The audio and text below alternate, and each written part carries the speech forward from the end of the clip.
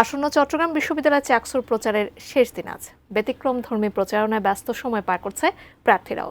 বিশ্ববিদ্যালয়ের 0 পয়েন্টে থেকে আরো জানিয়েছেন আমাদের সহকর্মী মনিরুল ইসলাম পারভেজ।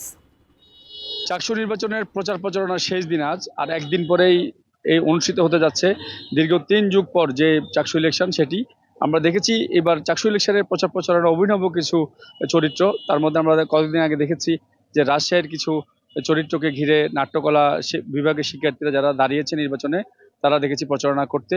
আর আজকে আমরা দেখেছি চার্লি চ্যাপলিন চরিত্র নিয়ে একজনকে, এবং সে আসলে নানানভাবে প্রচারণা চালিয়ে যাচ্ছে।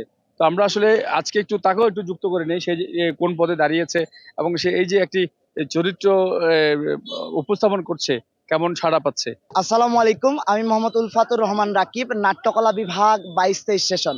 আমি কেন্দ্রীয় সংসদে আসন্ন চাকসু নির্বাচনে সহ সাহিত্য সংস্কৃতি প্রকাশনা সম্পাদক পদে পদপ্রার্থী। আমার ব্যালট নাম্বার হচ্ছে 7। আমার ভিন্নধর্মী প্রচারণার মূল লক্ষ্য হলো, আমি যখন লিফলেট হাতে আমার শিক্ষার্থী ভাই বন্ধুদের কাছে প্রচারণার জন্য যাই, তখন দেখি অধিকাংশ শিক্ষার্থী ভাই বন্ধুদের পরীক্ষা চলমান। এমতো অবস্থায় আমি তাদের বিরক্তির কারণ না হয়ে উঠে তাদের বিনোদনের মাধ্যম হয়ে উঠতে চেয়েছি, এবং সকলে ব্যাপক সাড়া দিচ্ছে। আমার শিক্ষার্থী ভাই বন্ধুদের জন্য একটি মেসেজ: আপনারা আপনাদের 36 বছর পরে পাওয়া চাকসু নির্বাচনে অবশ্যই যোগ্য প্রার্থীকে ভোট দিয়ে জয়যুক্ত করে আপনাদের কথা বলবার জন্য সিনেটে নিযুক্ত করুন।